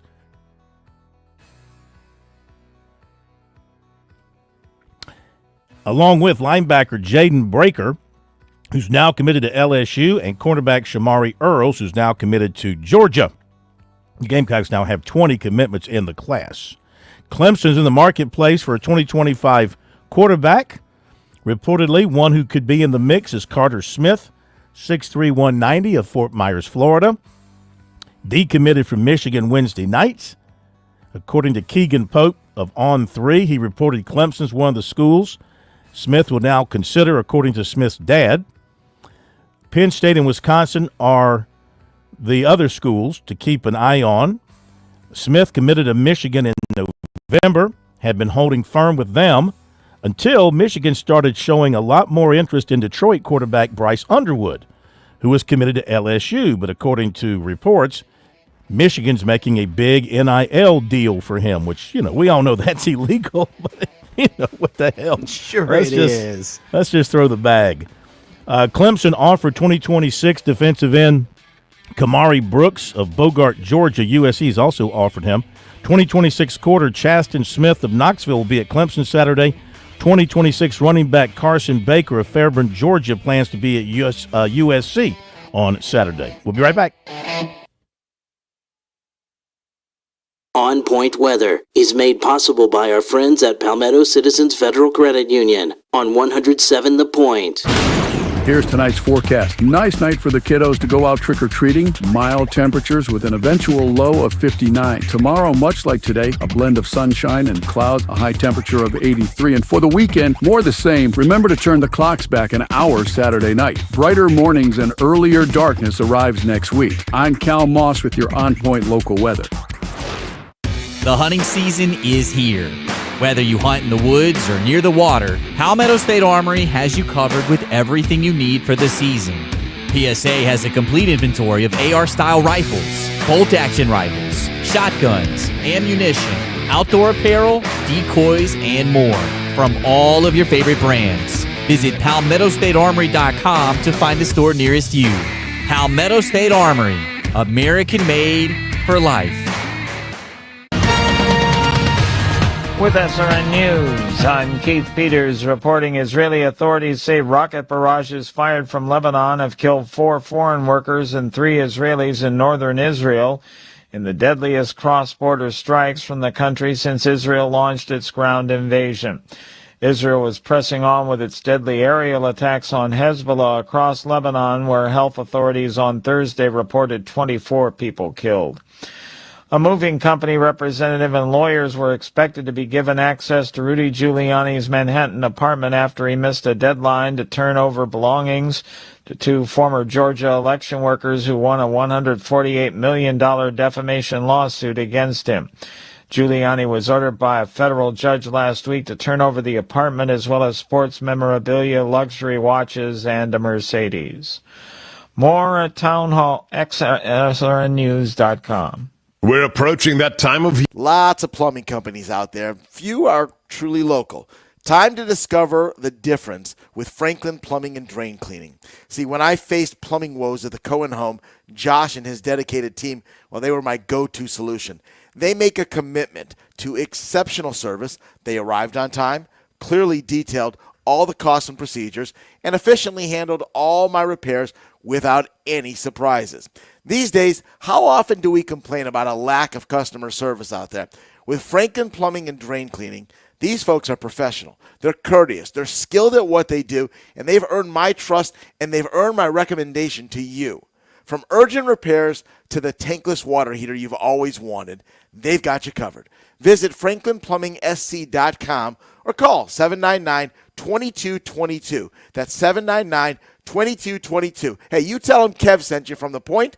I'm pretty sure you'll want to thank me later. Tradition and quality. That's what you get with H&J Cattle Company, where local third-generation farmers ensure you receive the finest beef in South Carolina. Our registered Hereford and Wagyu cattle are raised with sustainable practices, with outgrowth hormones, antibiotics, or animal byproducts. Taste the difference with the highest quality beef guaranteed. Order now at hdjcattle.co or on Instagram and Facebook at hdjcattle.co. Again, hdjcattle.co, where ethics meets quality. Questions about Medicare? I'm Joel Lurie, and at Lurie Life and Health, we can help you find the plan that meets your needs and budget. The Medicare annual enrollment period is from October 15th to December 7th. Why use an out-of-state call center when you can work with a local agency? Lurie Life and Health. We're local, independent, and can help you over the phone or in our office. And our service is at no cost to you. Call Lurie Life and Health in Columbia 803-256-2067. Ken and his team over at Broker Solar really hoped you came through the recent storm okay. His heart goes out to the folks who are still struggling with things. But I was talking to him, how many people had no power and for how long? We lost everything in our fridge and freezer, and it makes you wonder what issues you can avoid by getting solar power. See, if we had solar batteries, we would have kept that refrigerator, that freezer running, not lost several $100s in food. The power companies have worked hard to get the power back on, and it's appreciated by all of us. But instead of relying on them during a storm or trying to find gasoline for a generator when there's no gas around, call Broker Solar and let them help. Ken is local. There's no gimmicks. See, I've known Ken and his family for more than 20 years. These are great people. I trust them. You can too. Isn't it worth a call to at least ask some questions? Online, it's brokersolar.com or give Ken a call, 807-7417. That's 803-807-7417. Take some power back instead of being powerless. Call Broker Solar. Tang tang, walla walla bing bang, ooh ee ooh tang tang, walla walla bang bang. Ooh ee ooh tang tang, walla walla bing bang, ooh ee ooh tang tang, walla walla bang bang. Ooh ee ooh tang tang, walla walla bing bang, ooh ee ooh tang tang, walla walla bang bang. Ooh ee ooh tang tang, walla walla bing bang, ooh ee ooh tang tang, walla walla bang bang. I told the witch doctor I was in love with you. Somebody's in a Halloween mood. Josh, you going to go out and eat some candy tonight, big boy? No. There you go. Good for you. For the record, I'm not in the Halloween mood. Chris told me to make these, so. Told you to make what? These bumpers. Oh, is that right? You're not really a Halloween not really practitioner? No. Yeah. No. Halloween is a great radio holiday. Because of the music to begin with, and you can dress up on air, and there are a lot of cool stuff you can do. But dressing up on air means nothing if they can't see you. It means Well, something this is for us true. because we stream video, but doesn't mean anything And you for radio. lamos didn't bother to wear a costume tonight. That's true. I'm dressing up. That is true. Josh I want is to Florida mention 2 bits man. Want to mention that Jared Brown looks like he's going to be good to go for the Gamecocks Saturday. That'll be certainly a boost Huge for help. their offense. Yeah, a guy can give them a deep ball threat, so that's good news. Otherwise, they look really, really healthy on the offensive on both sides of the ball. Very small lists released last night from the Gamecock side of things. Not a lot of people banged up. Okay, we are passing on the M&M boys tonight because they're both tied up doing Halloween stuff. So we're going to pass on those guys tonight, pick them back up next Thursday. So we'll get to some other things here while we got time, including we're going to hear from Nick Emanwari, the Gamecock standout safety, having a great year, an all-American type of year. Boy, he really put on a show at Oklahoma, did he not? But he's been good from day one since he stepped on campus, got a chance. I remember that first game as a freshman, the safety ahead of him got hurt on like the second or third play of the game, and they had to rush him in there. And you know what? He stood up to the challenge and has not, except for any time he had an injury, has not been out of that lineup ever since. And he met with the media the other day to talk about the way the season's going, the way he's playing, and what's ahead for the Gamecocks. Obviously, the defense is playing really terrific this year. How do you guys just kind of go into that every week? Do you think about your former stats or read about yourselves, anything like that?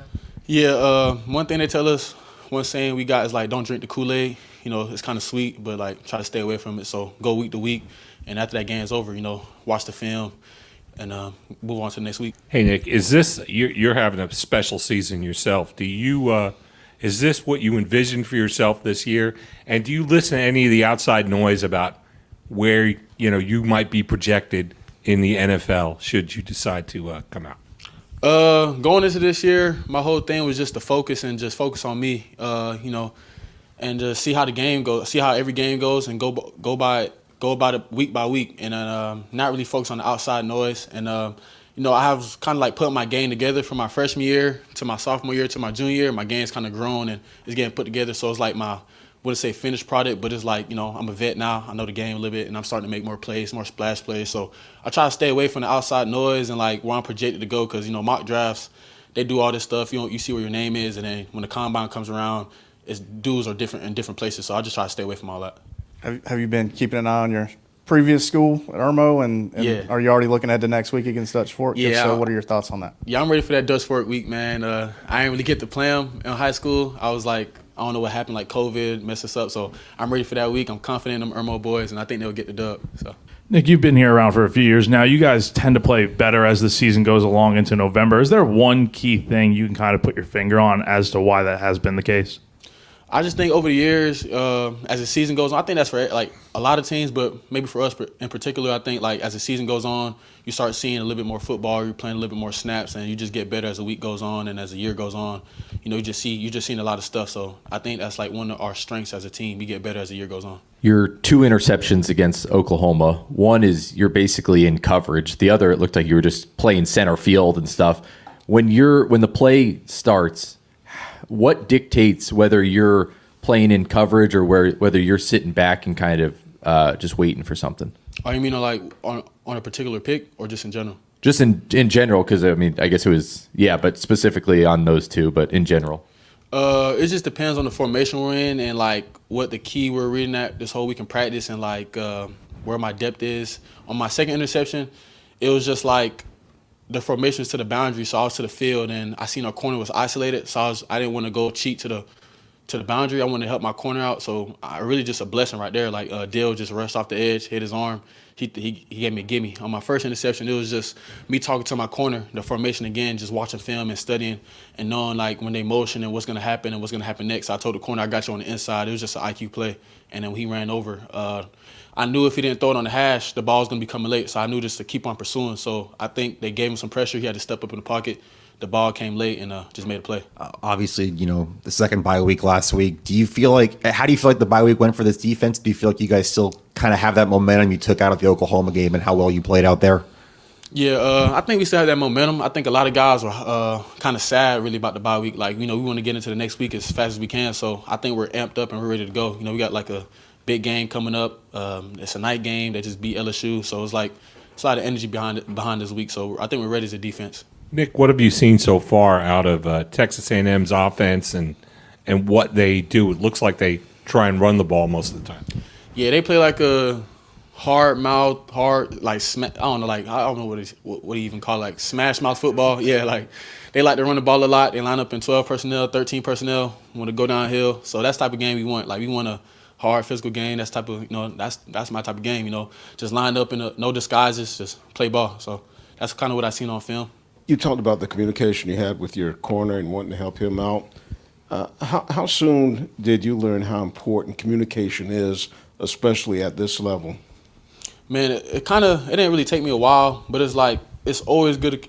It's like every year it's always been something. Like even now I'm a vet, I'm still learning how to communicate. So it's like Coach Gray just emphasizes communication every play, so we can help each other out. Because on the back end, you mess up. From a communication standpoint, everyone sees. It's not like D-line or linebacker when they mess up. It's like they're maybe not in their gap and the ball pops out. But for DBs, we got to communicate every play, every snaps to make sure we got things handled on the back end.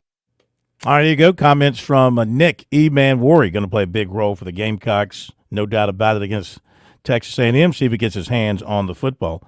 Today, on this day in 1896, Clemson played its first football game. The Tigers played Furman in Greenville. They went by horse-drawn wagons to get to Greenville. Might have thrown a few cows in there as well. Hello! And the Tigers won that game 14-6. Charlie Gentry scored Clemson's first touchdown. It was on a screen pass. No, obviously it was I doubt it. It was probably on a fumble recovery. Now today's Tigers are getting ready for Louisville with their offense riding high under Garrett Riley in the top 5 nationally in both scoring and yards per game. How's he feeling about that offense? He talked earlier this week. What areas do you want to see this offense maybe improve or clean some things up? There's always execution items. I mean, you're always going to look to strive to improve that way. And the message kind of the last month for our guys was we got to provide some consistency. And I think we improved in that area, but there's always going to be room for improvement. So we know we got a great challenge ahead this week and down here, down the stretch of our season. Our guys are excited for that, but there's a lot of execution items that we need to improve on if we want to get to where we want to be. On the offensive line, with Colin and Harris kind of back, help be rotating in. What have you kind of liked about that? Because I feel like Harris has maybe gotten in a little bit more in the last few weeks, kind of early quarters, stuff like that. Yeah, Harris has done a great job for us of, being an important piece of that front and a person that's versatile, could play center, could play inside at guard, obviously. But I've been very pleased with him and what he's given us as far as depth and taking a load off of Walker Parks at times. It's been good for us. So, I think he's improving quickly and has really given us a shot in the arm up front. Running back with the depth there, what's your sort of ideal moving forward, 16, possibly 17 game season of what you would like to see behind Phil sort of materialize there? Yeah, I mean, those the Jay and Hammerhead, Keith, obviously are a big part of our offense because they're important. That depth piece, as you mentioned, and like I've said all along, I mean, we know we have a workhorse with Phil, but just that position by nature, you're going to have to do it by committee, right? And so, all those guys are different. They all have different skill sets. Well, there's a lot of confidence in Jay and Keith and what they've done so far, and we just got to continue to give them opportunities and mix them up from a rep standpoint. But they're certainly critical to our success down the road. There's no question about it. What's the pace of progression been like for you guys throughout this season? Like, do you feel like every week it's you're able to add a little bit more for everybody, or what's that been like as you guys have navigated this season? I mean, in terms of what we install or what we're putting on their plate, I don't know if I'd say it's a whole lot more each week. I mean, like anything, when you're doing some things well, or you feel like you are, that kind of opens the doors probably for a little bit more here and there. But I think the biggest thing is just continue to get really, really good at what we do, and that's gonna create confidence. And in those moments, those key moments in games where it's a tight game or whatever, that's what you're always going to rely on. And so, if our players are confident in that part of it, then we're going to tend to feel pretty good about that as coaches. So as far as putting a lot more on their plate, I wouldn't say it's a ton more. It's just trying to get better and better at what we do. How have Wesco and Moore kind of advanced from week 1 to now, what you say is true freshman? Yeah, I mean, a lot. I mean, especially as we talked about with TJ, just trying to expedite his process as he got here later than Wesco. But, from a mental standpoint, they've really, really improved. There's buy-in from those guys. We all know that. There's no question about that. And they've proven that they're able to handle, the ups and downs that come along with this game, the coaching, the getting challenged, all these things that kind of go on that you don't always see as fans or whatever. Like, those guys are approaching it the right way. And the good thing is they got a room that you have Antonio and Adam and Cole and guys that have been around a little bit now that they can kind of look to that way. So I think they're getting good leadership just from the other guys in that room, and along with Coach Grisham and what he's done to develop that room. The question last season, or hearing the criticism, this offense doesn't look like the offense I saw at TCU, like schematically. I mean, I remember hearing some of it, yeah. What was your response then, and how did it kind of make you chuckle now? I mean, I just know every team's different. It's always going to be driven on personnel and what you got, and trying to position your team to be successful and have a chance to win a football game. And so we were a lot different at most of the time last year from a personnel standpoint. We had to do what we had to do to have a chance to win. And that'll always stay the same. This team will probably be a lot different next year. Just that's always going to be the same with football, and I think it always starts there with what you have. There you go. Comments of the Clemson offensive coordinator, Garrett Riley, who they love now. They weren't so much in love last season when the Tigers stumbled and bumbled offensively, but they look like a well-oiled machine thus far, and I think that they'll continue to roll up the points and the yards against Louisville on Saturday night. Amazing how good at Death Valley. It's amazing how good an offensive coordinator you are when your quarterback plays well. Absolutely. Yeah, I was looking at his career numbers. Klubnik, really, now his second full season as a starter. He's approaching 6,000 passing yards at Clemson. You give him another full year, and the rest of this year, he'll be around 10,000 plus passing yards. Tim Beck coming up. Your home is where your memories live. It's where you laugh and where you love. We understand the importance of the valuables under your roof, tangible and intangible alike. So no matter what's around the corner, we'll be there, offering you and your family the support that's made Farm Bureau Insurance a trusted name for nearly 70 years. You deserve more. You deserve a promise. Learn more at scfbins.com. Call me, Alex Satterfield, at 803-749-9171 for all of your Midlands insurance needs. Mike here for my good friend Troy Branham of Golden Gate Mortgage. Let's face it, it's been a rough go for mortgage rates the last couple of years. And now more than ever, you need someone on your side to get you the very best possible rate on a new mortgage or a refi. That's where Troy comes in. 27 years of experience working for you. Conventional, FHA, VA, USDA, renovation, rehabilitation loans, all doable with my man Troy Branham of Golden Gate Mortgage. And when I say doable, I mean the best possible rate that's out there. It's a phone call that can literally save you thousands of dollars. 803-238-0111. 803-238-0111. You can also check out the website ggmortgage.com. The South Carolina Education Lottery has introduced a new rolling jackpot, and it's big. How big? Bigger than a striped bass? Reel them in. Way bigger. Bigger than this world-class golf course? Or bigger than that. Even bigger than the Gaffney Peach? Let's just say with this new rolling jackpot, Palmetto Cash 5 is officially too big to ignore. Palmetto Cash 5 draws nightly, so play today and check if your numbers are winners in the Players Club app or at seeducationlottery.com. Overall odds of 1 in 10. Top prize odds of 1 in 850,668. Touchstone Energy Cooperative members save more on electricity, and members save more on insurance, groceries, healthcare, restaurants, travel, concerts, and sporting events through Co-op Connections. Touchstone Energy is an alliance of the member-owned electric cooperatives, and as a member, the power is yours. Experience the power of co-op membership with Touchstone Energy and find out how much you can save on electricity and a whole lot more at touchstoneenergy.com.